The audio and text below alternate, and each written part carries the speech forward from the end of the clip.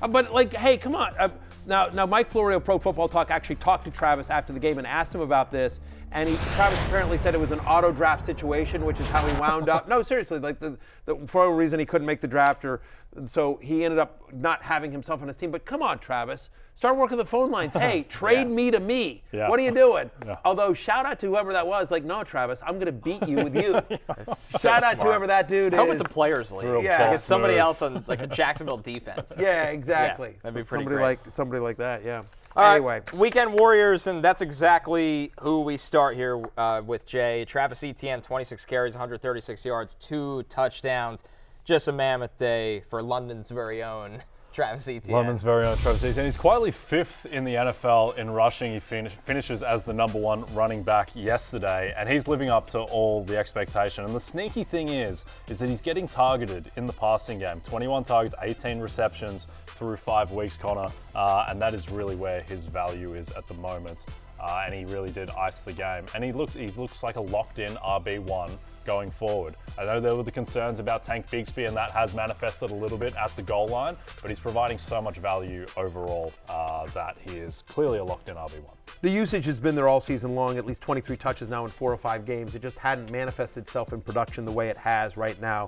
Colts, Saints, Steelers, bye are the next 4 for them. You don't love the Saints game, but the rest of it, yeah, locked in RB1 based on the usage and the offense finally coming around. Yep. Guys, Robert Saleh said this week Breece Hall is officially off the pitch count, and it's nice when a coach actually lives up to his press conferences. 22 carries, 177 yards, and a touchdown. Breece also caught 3 passes, and this is the thing here for me, guys. Breece, weeks 1 to 4, 12 of his 209 total yards were before contact. Only 12. He's getting hit at the line of scrimmage constantly. Week 5, 115 of his 177 yards were before contact. This Jets run blocking unit found it against Denver like a lot of teams do, and that brought out the best version of a rumbling home run hitting Breece Hall. To me, Connor, the biggest takeaway from this was on this run, this touchdown run that went 72 yards, he hit a speed of 21.5 miles per hour. That is the fastest that anyone has run this year outside of a Miami Dolphin, and I'm just not including them because it's not fair. In fairness, I have yet to be timed. Yes, that's fair. I mean, you guys have seen me running out to the parking lot. It's pretty close. It's pretty close as I'm dodging security guards. I take a lot of office supplies, to be honest with you. 120 total yards in all 3 career games with 20 touches, so him getting more touches is good. This was the first game of the year with 15 or more touches, 25 in total for Breece Hall. We think he's back. Now, they got a tough matchup against Philadelphia and then the bye week, Connor, but what's the feeling around the Jets camp? Do they feel like, it's Denver, we should have beaten Denver? Or do they feel like, you know what, hey, Philadelphia's been on the brink of like sort of disaster. I feel like they've kind of narrowly escaped a few different games here, and maybe this Jets team, which all of a sudden is 2-3 and back in the thick of it, has a shot. The Eagles, rightly so, are going to be a touchdown favorite in this game, but so were the Chiefs were more than that against the Jets. And I think the Jets, there was too much emotion in this game against the Broncos. It was very sloppy for the first 3 quarters because of the Hackett-Peyton Bowl. Yeah. But the Jets prepared and looked better against Kansas City, a game they lost. And I feel like that type of workman preparation will take place against the Eagles again, where you have some kind of hope. Little concerned Zach Wilson didn't look good. He looked back to old Zach Wilson. He made a few plays with his legs. He made some nice throws, but he was a lot closer to bad Zach than the Zach that we saw on Sunday Night Football, and I worry how that impacts Garrett Wilson, Breece Hall's running space. Not going to play the Denver defense every week. Yeah, they're down Elijah Vera-Tucker against the Eagles, too. He's their best lineman. That's Correct. A little scary. Yeah, that definitely does not help. But again, all Zach Wilson needs to do is just not lose them the game. Yep. Like again, with the training wheels off or the pitch count done for Breece Hall, they can just run the ball. They can be really, really run heavy. And they need to get Dalvin Cook and Michael Carter going. We saw Michael Carter actually get a little bit more run this past weekend as well. But like in a run heavy game that's what they need to do. They need to slow down the Eagles offense. We'll have all week to talk about that. But listen, going forward, I think Breece Hall is a borderline RB1 with this kind of usage, but certainly a top 15 guy the rest of the way. Yep, and he has the upside to be the number 2 running back in fantasy the rest of the way behind Christian McCaffrey, I think. Like, why not? He's got that much talent. I'm sorry. Have you not watched a Dolphins game this year? Do you want to talk about Devon Achane? I would like to talk about Devon. He's got the potential. Devon Achane, yes. Devon Achane, 11 carries, 151 and a touchdown. I mean, he's only the greatest running back in fantasy football history. He's averaging 12.1 yards per carry. I believe the record is 5.5, yeah, it's which is insane. And it just looks so easy. Yeah, I know. It doesn't. To me, what it reminds me of, and this is a little niche, but remember when Colin Kaepernick ran for like 181 yards against the Packers in that playoff game? It's like, what sport is this? Like, this just looks different. And Etienne is kind of, I mean, he's more graceful of a runner than Kaepernick's upright darting style, but he just looks so much faster than everyone, and he is so much faster than everyone. The only thing is, little ankle sprain, we'll see about that. And also, is he ever going to get 15, 16 carries a game, Matthew? But he doesn't, like, you can't carry He's not the gonna ball. keep running the 12 yards a carry. Well, listen, here's the thing. Here's how football works. Is that when you take the ball on first down, like at your own 20, and then you score on that same play, there's no other downs to carry the ball. He can't get more carries because he keeps scoring. Damn it. Like, it's his fault that he can't get more carries. He keeps scoring every time he touches the ball. He's got 7 touchdowns in 3 games. Like, honestly, like, if at the end of the year you said, like, hey, here's this rookie running back that was part of a 3-man committee, and he finished with 518 rushing yards and 7 touchdowns, you're like, that's a solid little year for a first-round running back in a 3-man committee. That's what he's done over the last 3 games. What's the deal 518 yards and 7 touchdowns, Jay. Yeah. How is he doing? Is this at all? Obviously, it's not sustainable. It's going to be 12 yards per carry. But based on what he did in college, can he be, an elite RB1 going forward? And this offense is perfect for him. It's a perfect zone running offense. They create so much space. There's so much threat on the outside with the speed they have, and Tirico and Waddle, that there's so much attention that way. And Etienne is really fast. He's a tough runner. I mean, as an A&M fan, he was really underrated in college football somehow. Gigamaggies, and like, just in the SEC, like, it wasn't just the big plays. It was also like he would get the tough yards. They had no problem running him off tackle on some teams with A&M that were not that good as well. 5 red zone touches a game over the last 3 games as well. So when they're getting close, again, Mostert is still there. I mean, I think that's the other thing, is that Mostert is still usable as well. There's clearly a pecking order between Etienne and then Mostert, but they're basically splitting the touches here. Mostert a little bit more involved in the passing game. Etienne running the ball a little bit more. Both guys are awesome.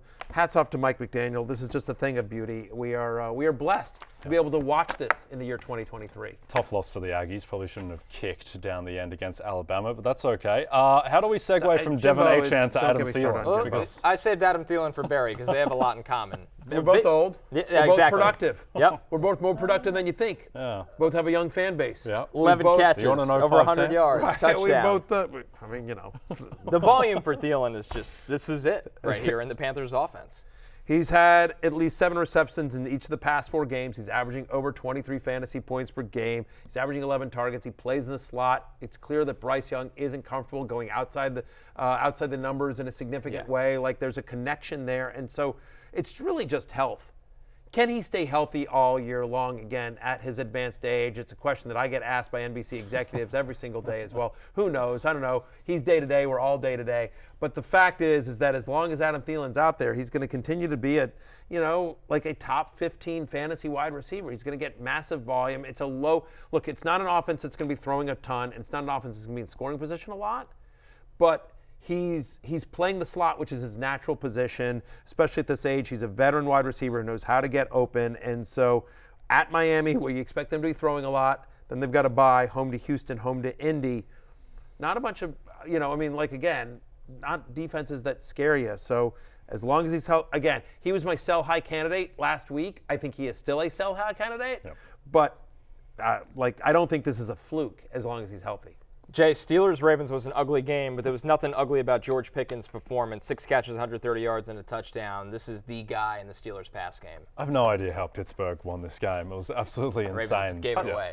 I'll tell you exactly how. I'm just going to a quick impression. Who am I? I'm open. Sorry. I'm just sorry. That was every Baltimore. Zay Flowers, Rashad Bateman in the end zone. Yeah, every single Baltimore Ravens pass catcher. There you go. That was an impression of them. Thank you very much. End scene. Yeah. Well, I just please, Stephen, cut that clip, send it to the Emmys, if you will. Just that impression right there. Yeah. Just send it over to Saturday Night Live as well. Maybe just in terms of my sketch comedy chops. I'm not sure if that was Matthew Barry or Daniel Day-Lewis in Lincoln. Either exactly. way. I'm Rashad Bateman. Hey, I'm open in the end zone. What hits me in the numbers? Drop. Oh boy. Well, George Pickens wasn't dropping those passes, Matthew. And he just continues to get insane target share. He's had 75-plus yards in 3 of the 4 games since Diontae Johnson went down. I don't trust this offense. I don't trust Kenny Pickett at all. He did not play well again, although, again, he makes the plays down the end. And George Pickens is just a locked-in starting wide receiver for the time being. Tweet that I just saw here from at PFF Brad Spiegelberger over there at our friends at PFF. Lamar Jackson with an all-time letdown from his receiving core. Ravens credited with 7 drops, third most since 2017, including 2 in the end zone. That Bateman one was brutal. And 2 more on throws 20-plus yards or more downfield. Also, by the way, there was a play where Zay Jones was wide open, and that if Lamar and he slipped or fell down, Lamar was going to hit him in stride, probably would have been a touchdown as well. That doesn't show up in the box score. That's how the Steelers won this game, is that Lamar Jackson doesn't have anyone around him that can catch. And we'll talk about that when we get to the Sunday scaries real quickly. But George Pickens, 22% target share now for 4 straight games.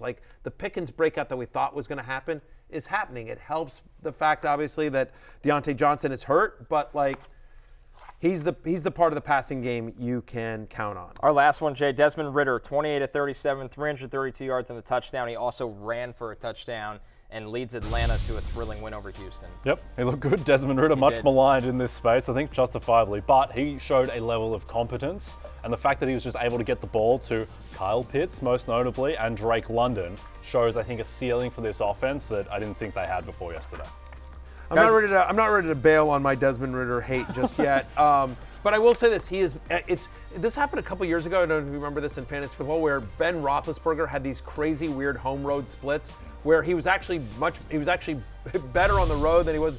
I'm sorry, he was much better at home than he was on the road, and that's Ritter's actually been pretty good at home this year and pretty brutal on the road as well. It's hilarious. It's the one week that Lawrence Jackson, who's been the biggest Desmond Ridder defender, he bailed on him on Sunday morning.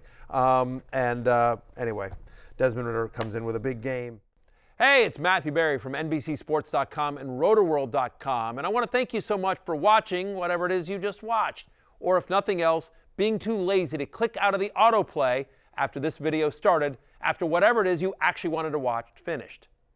But now that you're here, I'd like to take a moment here to ask you respectfully now, okay? I'm asking you respectfully to subscribe to the NFL on NBC YouTube channel. You'll get the latest Roto-World fantasy news headlines, all sorts of great shows, including my own Fantasy Football Happy Hour. So go subscribe now. Again, I'm asking respectfully.